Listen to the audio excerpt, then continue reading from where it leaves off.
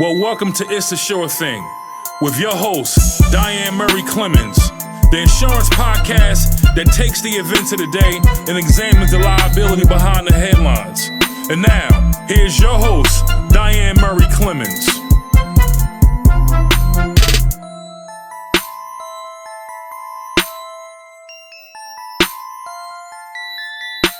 Good morning, ladies. How are you? Good morning, Diane. So today we're going to be talking to the Preston Scarborough team, and they are the real estate extraordinaires for New Jersey.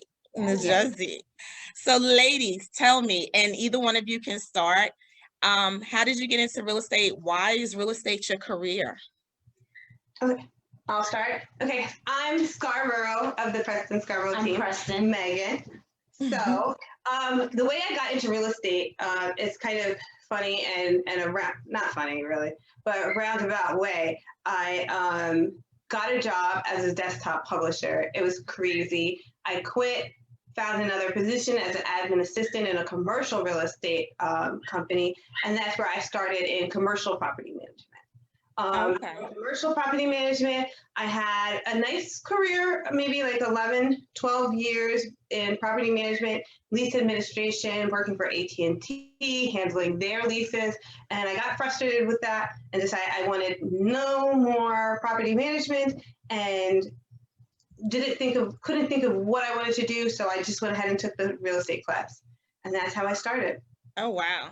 Wow. And what about you, Dominique? I graduated from Montclair State with the production broadcasting. So I have my production company. And when we were struggling, I started bartending. And then when I dissolved my company, I wanted the flexibility of doing what not a 9 to 5 and doing what I wanted to do. So I figured, let's give it a go. And that's why that's real estate. So how long have you been doing this, Megan?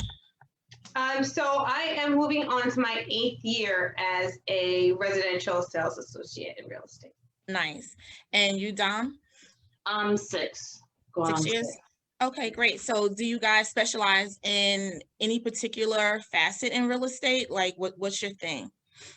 Residential definitely is our main focus, but we do also do commercial real estate.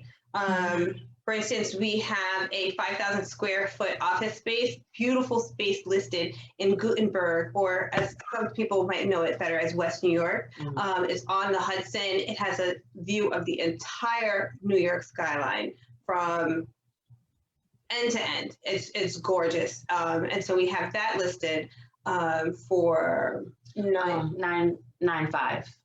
You know what? I love the way, Megan, you just slid that right on in there. We do commercial, and this is what we got featured right now.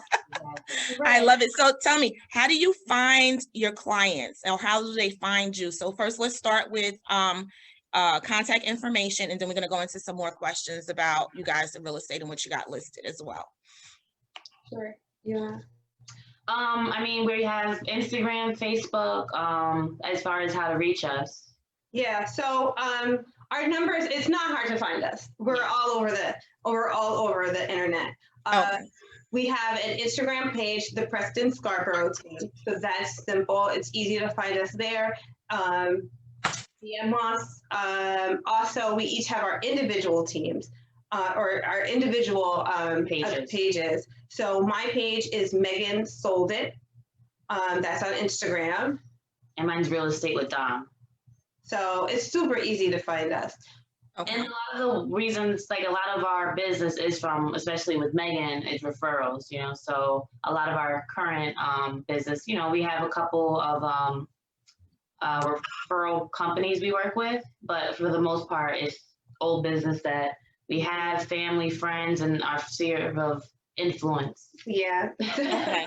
So we have a wonderful sphere of influence. And then I'm so blessed that my past clients, they really enjoy their experience with me, and they give me to their friends, family. I have become the real estate agent for a whole group of friends. Each time one is ready to buy a house, like I sell them a house, and it's just been residual from there, because then those people recommend me to their aunts and their uncles, and I just basically become the real estate agent of a family or a group or a squad, if you will. So, Well, that's good. Just if you just see me looking away, it's because I'm updating your name because apparently Rodney, who is probably somebody's kid, is on here. So I just want to make sure when they look at this that they can definitely see the Preston Scarborough team all the time. So it's going to switch on your side as well. You'll see that. Thank you. It's with that online learning. Sometimes he uses my laptop, and I know, right? Sign of the times. The struggle. You know what? So tell me, so let's get into it. So when you have a buyer, they're looking for a house, what do you suggest to them? That is there a to-do list or checklist that they should make of their wants and their needs for a house? Like, how do you go about it with finding the perfect home for a residential person? It's cliche, but I think location is really important. So like, a lot of things with houses you can change besides the location. So if you're definitely set on a certain area, I would definitely think, that's very important, and you can't deviate from, because that's something you can't change with the house. Right. You can remodel, you can add a kitchen, you can add a bathroom, but you can't change where it is. Right. Okay. I agree. So what do you think about when people are looking like for families? Like, what should they look for when you're talking about location? What are the things that stick out that by law we can't really tell them, but they need to know what to look for? I would say this for families. Every family is different. And so it's really impossible to say that. You have to get to know, like, it takes like 1 or 2 times going out with somebody, for at least for me, before I know what they need, where they need to be, and I'm able to put them, give them ideas. Okay, this is a great place. This is a great place. Let's look over here. Because, okay, so when I show a house, it's more like you're hanging out with a friend. I'm going to see these houses. I'm getting to know things with you. I'm telling you what I don't like. I'm not that agent that's like, look at this beautiful archway.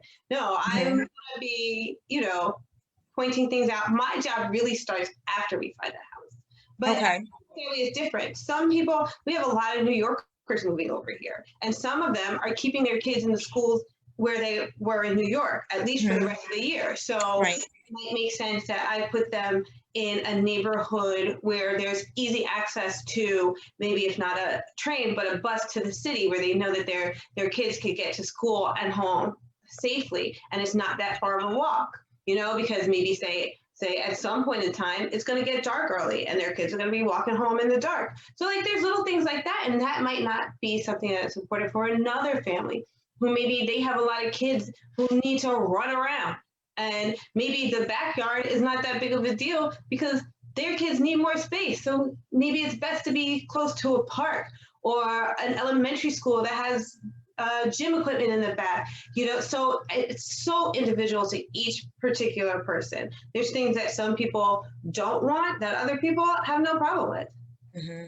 Absolutely. So, I know when I was looking for my house, the one thing that I didn't point out and think about is I wanted a fireplace.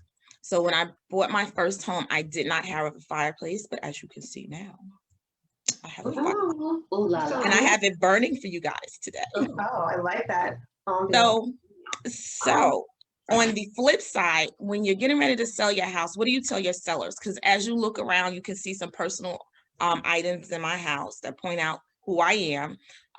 What do you tell your sellers? How do they prep their houses to be ready to be sold? Declutter. Nobody cares about your drumbles or whatever those little figurines are. Nobody's going to stop to be like, oh, wow, these are really nice collectibles. Clear that stuff out. Mm-hmm. It collects dust. It's cluttering. It makes everything look smaller. You don't want to have anything on the floor, like a cute little thing. Like, no, people should see as much floor space as possible. And even like personal effects, like we some things, like, you want to really have buyers come in and see themselves in the house. If you have a lot of personal effects that really just your aesthetic, it's kind of hard for people to see, because we're all aesthetic people. We see and then we like, so if they see stuff that's, just maybe not their type, oh my God, this is a little too gothic, just because a decorating theme to turn fire just for something that's an easy fix, but it just is how the human mind works. Absolutely. So that is what I like to gently call pre-packing, which is put this stuff in a box and put it in a storage unit until you're ready to move. And you know what, odds are when you decide to move, you're going to start thinking about all this stuff like, I don't want this in my new house. So pre-pack. So I'll walk through the house and be like, oh, you can pre-pack this, you can pre-pack this, you can put this away, we're going to move this here and move that there. It's great to stage with what they already have. Okay. Because I know you and I, Megan, have worked together on a particular property that we had to do some staging of a house where it was very cluttered and a lot of stuff with the homeowner did a lot of home repairs that were not complete. And we're going to talk about some of our best and worst clients and how to distinguish when it's time to fire a client. Yeah, that's funny. And I don't think people realize that. I think people in their head had, when they hire a real estate agent, in their head, they think like they've gotten a new concierge. And this person is there for their little whipping post, whatever. But guess what? We fire you. There's oftentimes that it's just not, there's no reason to work with someone. I mean, I don't determine whether I want to work with someone regarding how much commission is going to be made. I'm not like that. People may see that I've sold homes in the $1 million range, but I also sell homes in the $200,000 range. I've sold homes in the 5-digit range, $60,000. So that doesn't determine it. But if the work that goes into selling your home costs me emotionally stress, if you are just a nightmare, then I'll dump it. It's never worth it. It's never worth it. Yeah. Sometimes it is.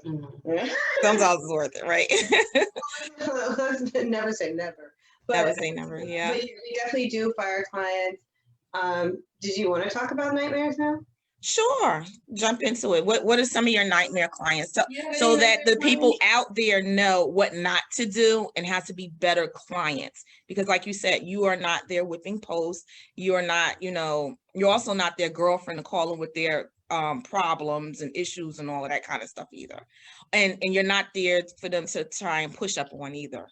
So you don't want to date them. Right. So tell me about some of your worst clients and tell me a little bit about some of the greatest clients that you've had so far during your career. I wouldn't say I think recently we just had a hiccup and it was a learning moment for me because I learned that we have to spell things out to people, to sellers, buyers. And the issue was this in particular person wasn't aware they had to leave once their home was sold.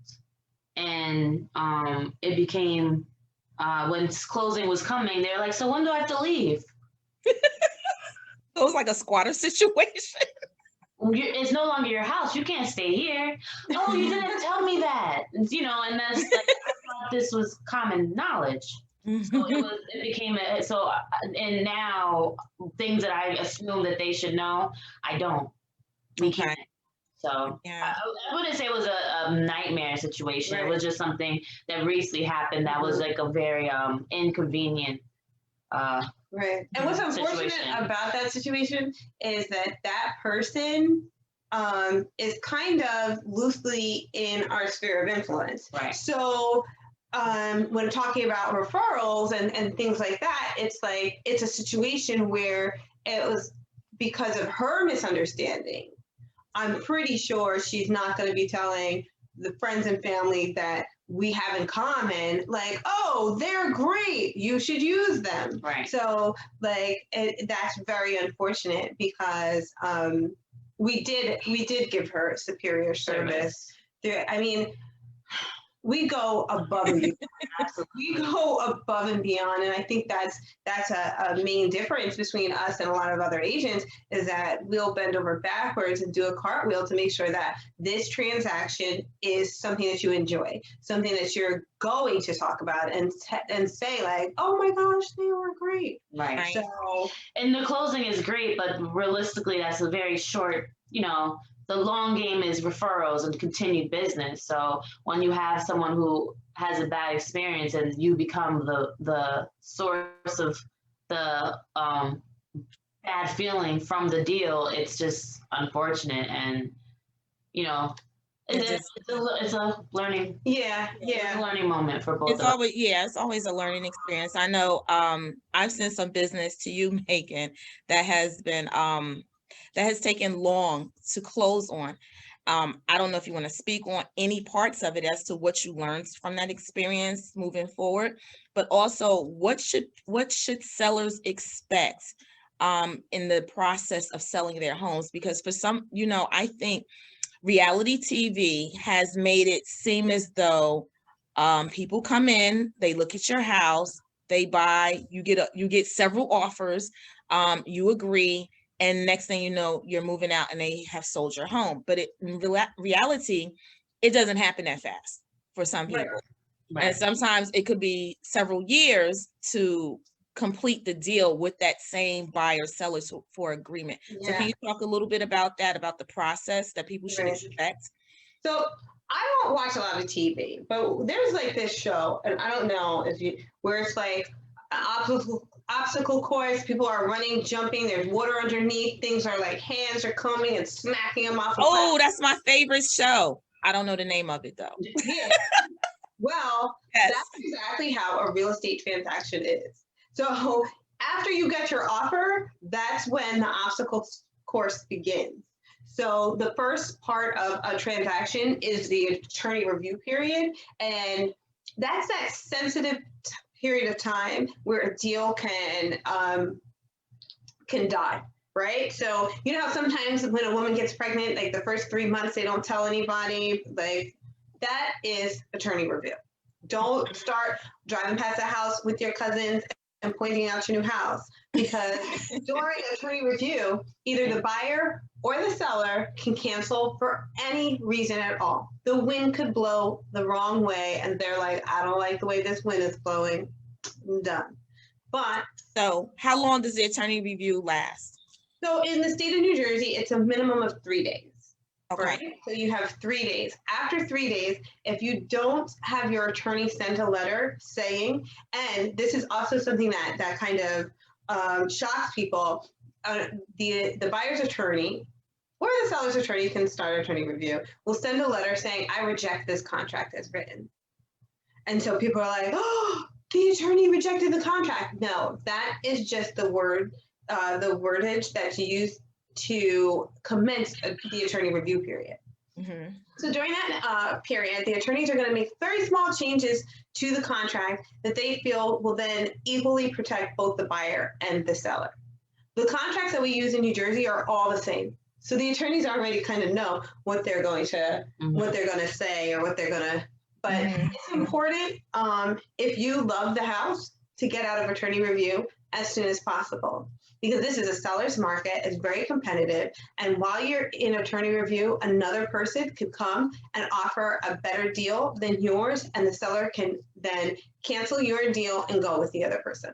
Yeah. What do you mean it's a buyer's market? What does that mean? No, it's a seller's market. I mean a seller's market. What does that mean? So the market is tough for buyers right now. Because there's low inventory. So everybody is fighting over the same home, and sellers are able to kind of pull the strings. They're getting multiple offers for their home, pretty much always at or above their asking price. And there's also terms that go along with it. So for instance, if I have a buyer that's in a multiple bid situation, I'm not only going to encourage them to be aggressive in their offer amount, but I'm also going to encourage them to do things like, if we look around the house and we see that there's not really, like, most of the stuff is in good condition and well maintained, I'm going to say you may want to put in your offer that your inspection contingency will be limited to environmental and structural items only. So those are your real big issues. So you're telling them, like, I'm not going to ask you to fix a leaky faucet. I'm not going to, like, I really want this house. So I'm not going to give you problems during the inspection. If I find little things that are wrong with the house, little things that need to be fixed, I'll take care of it. I'll take it how it is. And just, if there's an oil tank or mold or the right, house is sinking, right, then we have an issue. So that's one way to win a bid in this multiple bid environment. Because any of you watching right now, if you are looking for a house anywhere in New Jersey, actually this is happening all over the country right now, but anywhere in New Jersey, you know that you're going to have a multiple bid situation and you're going to have to be aggressive. Yeah.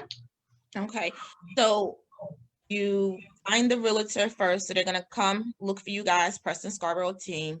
They're going to tell you, I'm ready to purchase a house.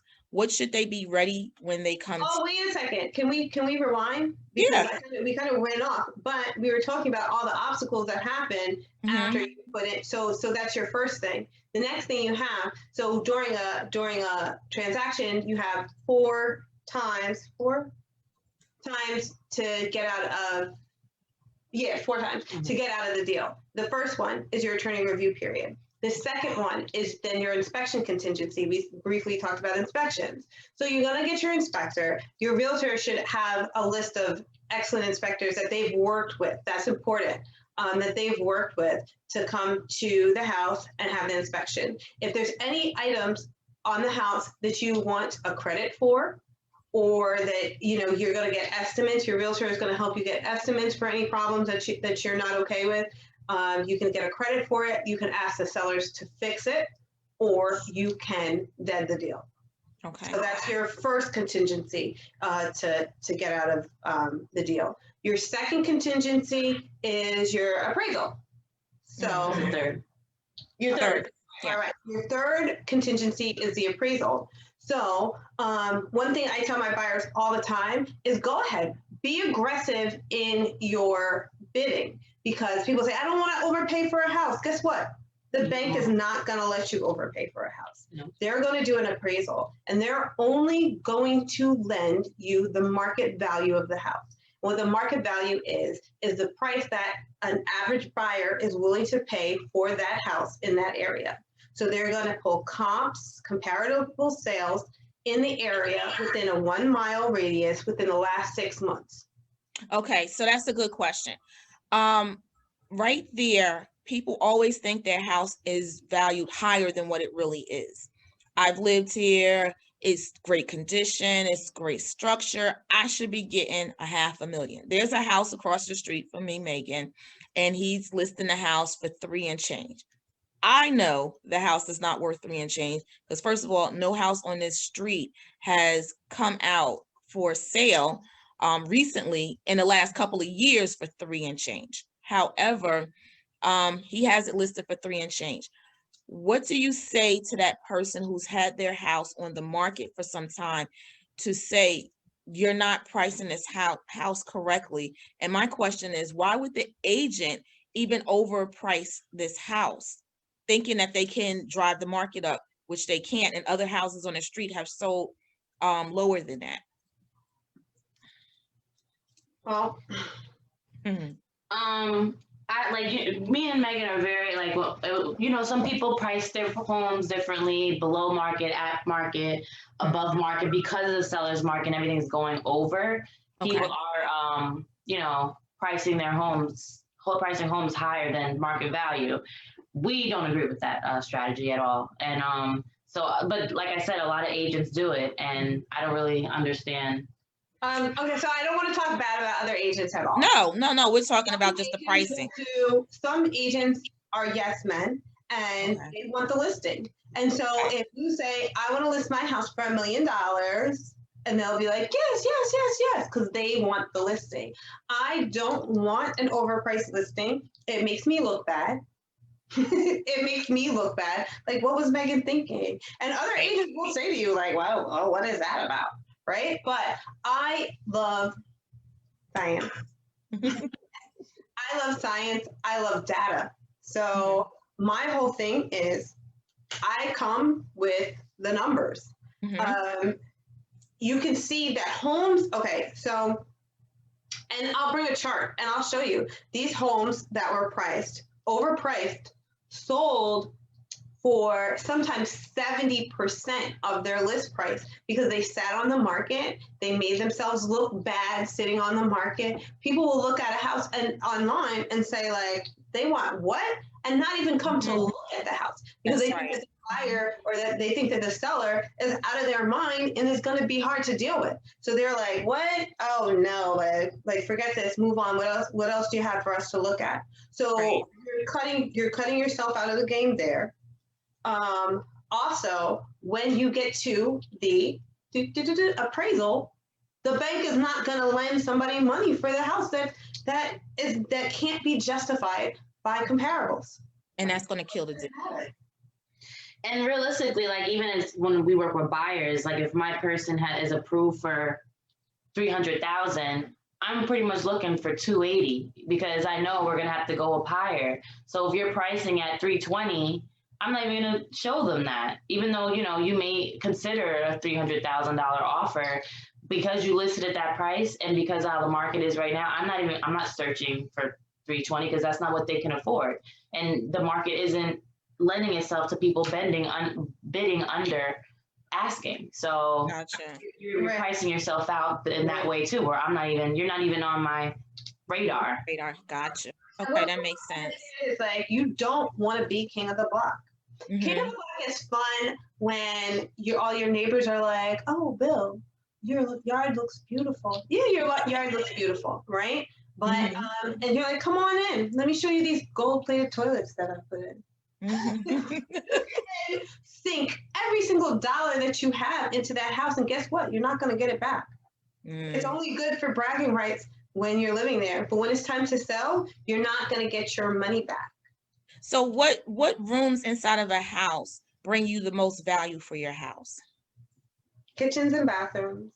And a number of bedrooms. Like obviously the more bedrooms you have, the more value, but at some point it becomes obsolete though. Yeah. When you get above 5 bedrooms, then it's just like room after room. If you don't need them, if it's not a need, and like not many people need 7 bedrooms. Right. Not anymore. We're not like house on the prairie having 15 billion kids anymore.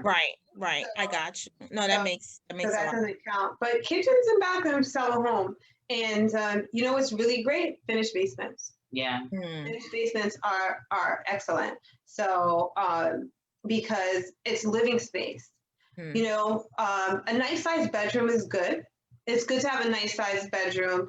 But most of the time that you spend in your house is going to be spent in the living space, in your living rooms, in your finished basement that is the rec room, the family room. We can't say man cave anymore. Oh, you can't? Why not? Their bedroom either. I say principal. I say principal bedroom. And you can't say master bedroom because it's the master's bedroom? Yeah, I think it's slavery, yeah. Right. Really? So when did that start?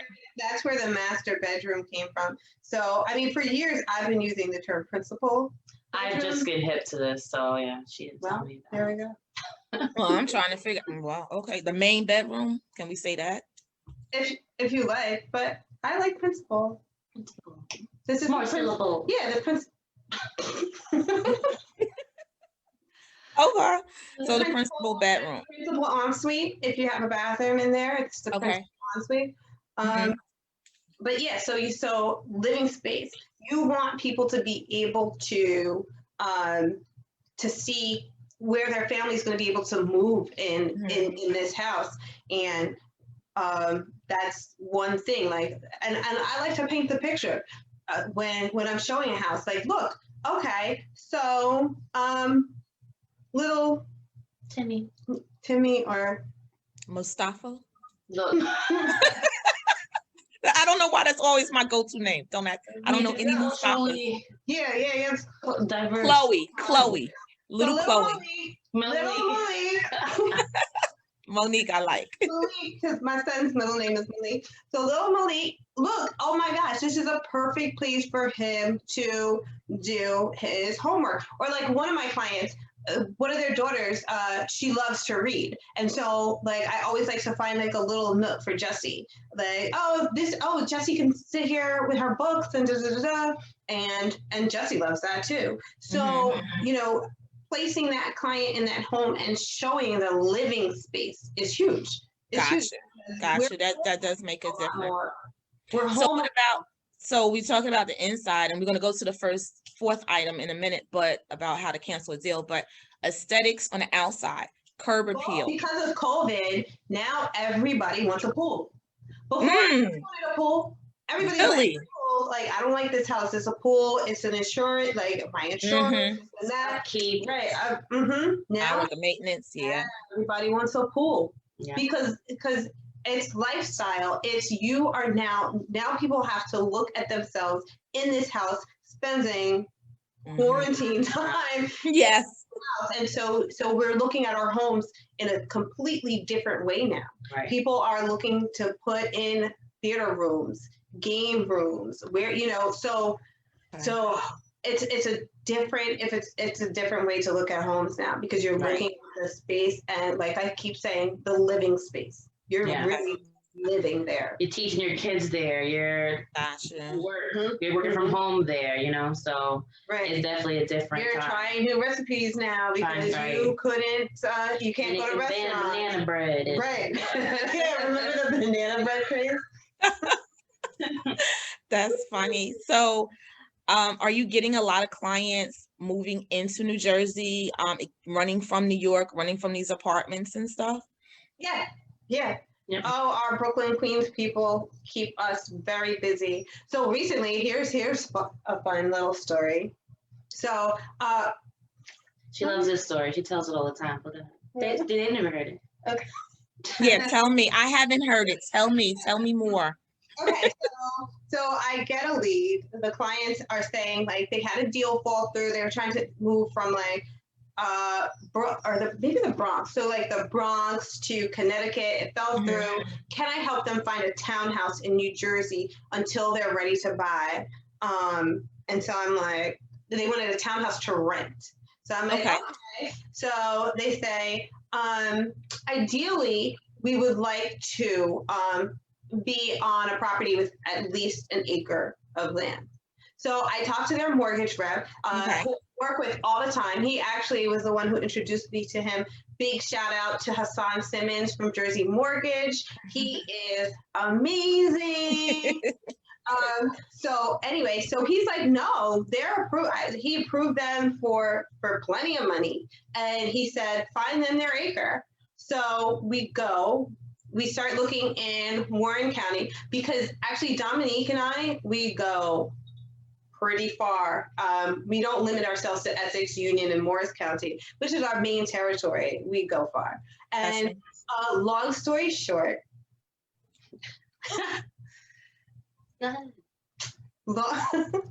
this girl.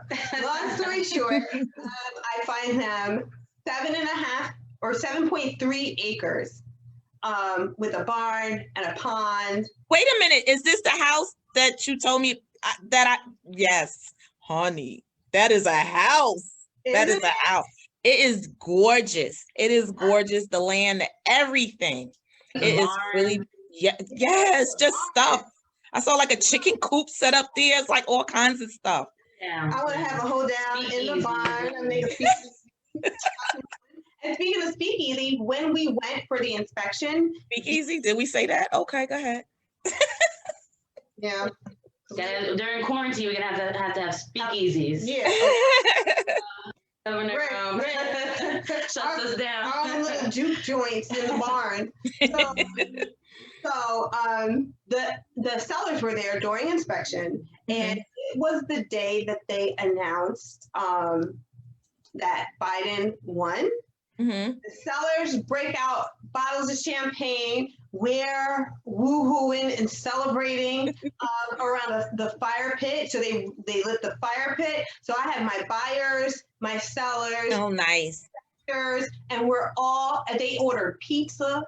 And Nice. so our inspection went till the dark, and I was like, guys, I gotta go. To a speakeasy. Right. And they became so close that it made even the inspection items were so easy because they both wanted to do right by each other, which is really nice, and which is you would want in any transaction. Right. Right. But yeah, so they wanted an acre and they got 7.3. 7.3, a barn, a pool, right? It's an in-ground pool, a pond, a chicken coop. There was a chicken coop, but they were raising ducks in it. Oh, okay. So they had ducks, a duck coop, chicken coop. Yeah, so it did have a chicken coop. Wow. It had a lot. It was beautiful. They weren't even the basement had a completely separate apartment. So the wife was able to bring her mother with them. Nice. From the Bronx. She was kind of worried about leaving her mother, and boom, now she doesn't have to. Nice. It all worked out. That's really great. And that was in Warren County, right? That was in Warren County in Blairstown. So tell me about that a little bit.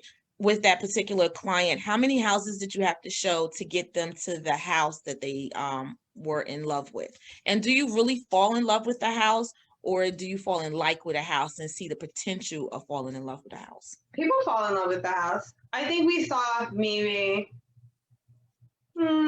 I don't feel like there were two. I feel like you took we went out 3 times. Yeah, I don't think you like. That was it. Okay. That was it. So we probably saw roughly around 9 or 10 houses. There was one house that they absolutely fell in love with, but they didn't get it, and we were stuck on it. They were stuck on it for so long, and I kept telling them, like, let that house go. Let it go. Let it go. It's like the ex-boyfriend. Like, until you get over it, you're not going to be able to see. Stop comparing. Right. And so what do they say? Until you get under another man to forget the other man or something like that? I don't know. To get over a man, you get under another one. Yes, that's it. See, I knew one of you would know. No, I'm not sure. I don't know. I knew it was something like that. Okay. So the fourth way to get out of a contract. So we talked about the attorney review, you talked about the inspection, and then you talked about the appraisal. So if the house doesn't appraise for the value. Got you. And what's the last one? You can either cancel it, you can make up the difference, or the seller can come down to the appraised price. Okay. And then the last one is the mortgage contingency. So if you do not, because your pre-approval is just them saying, we think we'll be able to give you a loan. The mortgage contingency, yeah. So what do you do with how do you get the pre-approval to even get to, so do you want clients to come to you with the pre-approval, or is it okay if they come to you saying, I need to get pre-approved, and then you can refer them to your mortgage person? Is it okay? Okay, so either way, it's fine. Okay. But we're not going anywhere. Until that in hand. Yeah. Got you. Okay. So with the pre-approval, do you even know the process? Is it the same process as the finally getting the real approval, or is it just a gloss over of your credit and your different income? Companies do it different ways. Some are extremely thorough, like I have one lender who she's very, very thorough, and it takes a long time for her to actually issue a pre-approval. And then I have another lender, he does it, but Hassan Simmons, he does it, he does a soft pull to your credit. So it's not a hard hit on your credit, because a lot of people are worried about, I don't want to do another one because I don't want my credit hit. I don't want my credit hit. I did a hard inquiry already. Right. But the other thing that people don't understand is it doesn't, when you are putting in inquiries for the same thing. It doesn't hit your credit like that. It doesn't affect your credit. Like, you're able to shop around for a car, just like you're able to go to different dealerships. And as long as it's a certain period of time, I don't know, so I'm not going to tell you a lot, but Gotcha.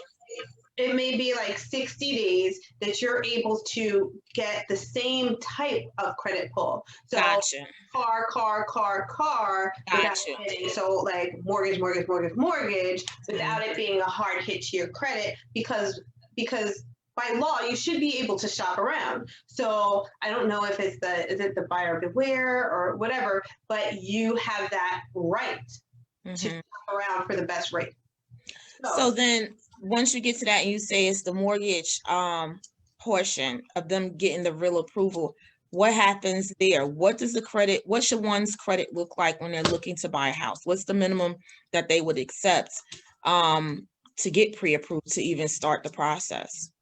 I think FHA, it could sometimes be as low as 580, and Okay. And then conventional, which right now is your best bet when we're going through those bidding wars. Having a conventional loan is I think around like 640, is it? Something like that. Sounds about Something right. like that. But if you really need to know, reach out to Hassan Simmons from Jersey Mortgage. Absolutely. And I'll Yeah. probably be talking to Hassan soon so he can come on and tell us about his process so people can get ready, Right. prepared. And I How know much?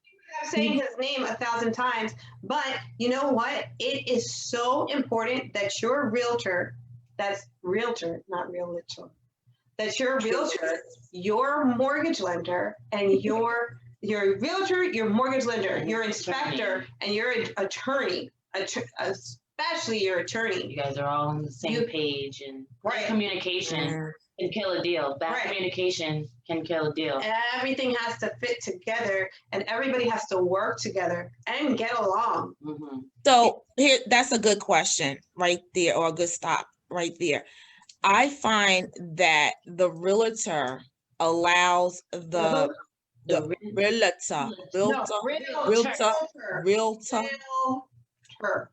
realtor. I find that you people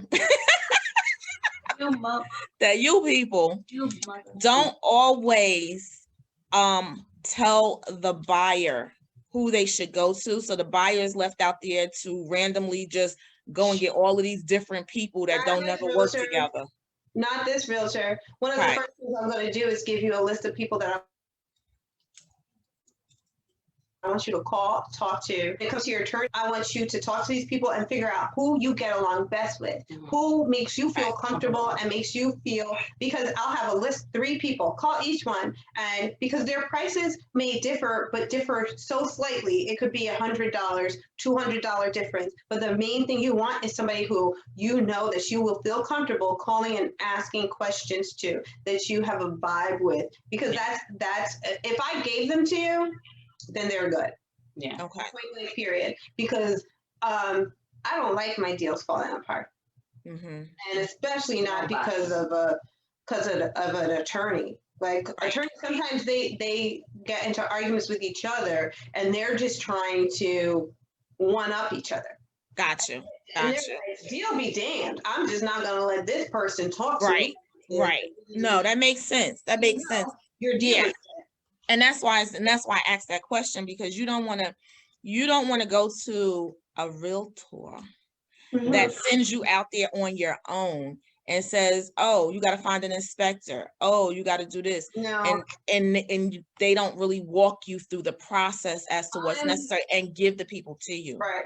Me and Dominique are incredibly hand-holding. From the second we meet you, we grab your hand and we guide you through the process, because that's what we're here for. Yeah. You don't know how this works, so we guide you through the process from contract to closing. We quarterback the deal, and I don't know anything about football, but I do know that the quarterback is the most important person. Right. And so that's what we do. We quarterback the deal from contract to closing. I'm going to let you know, okay, this is what we're doing. Our next step is, so that you understand what's coming next. Because there are times, like I told you how it goes: attorney review, inspection, appraisal, mortgage commitment, and then we hear those magical 3 words, clear to close. Right? But I might take you to a house and then you say to me, oh, I love this house. I want to schedule an inspection. You didn't make an offer on this house or get an offer. Like Yeah, that's too soon. How it goes. Right. So people can understand the process. So what happens if you have seen several houses and you've lost out on several houses? Do you do an inspection for every house up until? Like, how do you decide which house you do the inspection on? Once you get an offer accepted, and then you go through attorney's review, and then you do an inspection. Right. Because inspections aren't cheap. They're not like, people aren't just, they're worth of $800, $900. So you're not gonna have even the ability to do an inspection if you're not under attorneys and under contract. Right, that makes sense. I've explained it to people in the terms of a relationship. So when we're looking for houses, you're dating, right? You're dating around. When you find the house that you like and you put in an offer, and your offer is accepted, you're in a committed relationship, right? And then once you get out of attorney review, you are engaged. That's Yeah. Got you. So your inspection and your appraisal and your mortgage commitment, that's all your wedding planning. You know what I mean? That's got you. Getting the venue. Megan and her analogies are. I love them. So tell me, lady, tell me what's next for you guys. We got a few more minutes. And just repeat one more time your Instagram where people can find you, and what's next for you. Where are you going from here? Like, you about to blow up and be global? That's what I heard. Wow. Yeah. The top baby. So tell me something. Tell me something great. Well, if you want our handles, mine is Real Estate with Dom at Instagram. Dominique Preston at Facebook. Our Instagram together is the Preston Scarborough Team on Instagram. I'm Megan Soldit on Instagram. Also, my email is easy to remember, Megan Soldit already. And I'm Dom P. Already sold it at Gmail. Yeah. But yeah, like, we're really excited. Megan is going to be on HGTV. Wow, that's exciting. Tell me more. February. She was the agent on one of the shows on 10 to Sell Home in a Week, or what's it's called 1 Week to Sell. 1 Week to Sell. So I'm on the last episode, and then hopefully the show gets renewed and you'll see us both on season 2. So everybody watch season 1. Where's it going to be? Where's it going to be? What channel? What station? HGTV. HGTV. And then it's also going to be on that Disney that it's like a Disney Plus, like they're not Disney. Discovery. I'm sorry. Discovery. The Discovery Channel platform, like for their. So if you're a streamer, then in the Discovery series of channels online. But definitely, if you love to watch HGTV, you'll see us there. The star is Taylor Spellman. So look out for Taylor, 1 Week to Sell. My episode is the very last episode of the show. But as long as it is renewed for season 2, you'll see us both on there. For sure. Absolutely. And just, what else? And then also we are expanding our team. We're expanding our team. Oh, nice. That's good. So that means that you got a lot of stuff coming in from sellers and buyers that you're looking for. So that's a good thing. Right. That's a good thing. We've been working together, just the two of us as a team. But we're looking to add agents. We have several agents who are ready to come on and jump aboard and get working with us. And so we definitely are taking on new agents soon. Okay. So you specialize in residential, but you take commercial as well. You love first-time home buyers. You love investors. You love people relocating from out of state into Jersey. Any other great clients? What does a great client look like for you guys? A great client respects my time. Yeah. They don't call me at 10 o'clock at night because they saw a green door and they want to talk about they like houses with green doors now. They know that they can wait until 9 a.m. To talk that to nonsense. talk about green doors. Oh. But I mean, I love my clients. We have an excellent time looking for homes, Mhm. and because of that, I know that they kind of feel like we're friends, and we are friends. Like, okay, so I have one client who I have plenty of clients who are now like friends and family to me. For instance, Nicole, I sold her a home last year, and she like was at my birthday group. She's my friend group now, and Nice. she, you know, she comes out with us. We have Friendsgiving. We have Friendsgiving. She's Nice. Birthday parties. She's there. Yeah. You know? That's nice. So I love that. I love that, and I love to keep my clients close. But also do realize like I am an actual person, Right. and I do go to dinner. I do these things like at night and on Saturday nights. Even during COVID, I'm sure.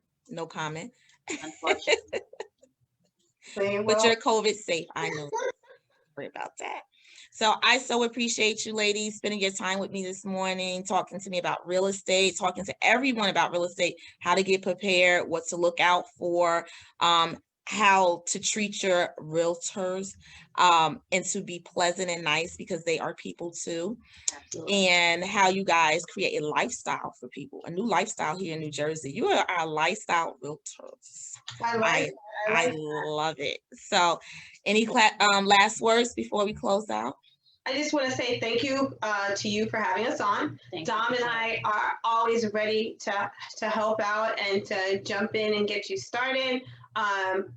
You can call me or text me. You can text anytime. Right. Get your pens ready. You can reach me at 973-855-6715. And you reach me at 908-956-5740. And this goes out for buyers, sellers, if you just want some advice, and people who are looking to get their license that need some guidance and just want to be with the team. We're open to all real estate questions, inquiries, or whatever.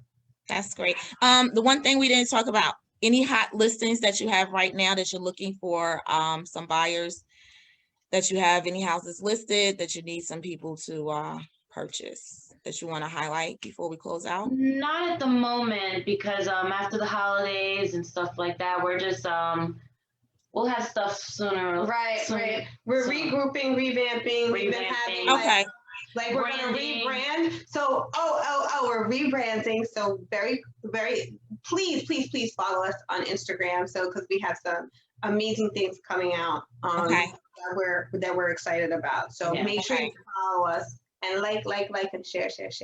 Absolutely. So that means that when you do some of this new stuff, I'm gonna see you guys back again so we can talk about the new stuff as well, right? Yeah. Thank you. I appreciate it. And by all means, you're welcome here anytime on my platform to help get your word out about any listings that you have or any information that you want to get out to the people to make sure that we push some more business, of course, to you guys and as well to your mortgage person at Jersey Mortgage. So I appreciate you guys. Thank you. Have a great day. Thank you. Bye. Bye.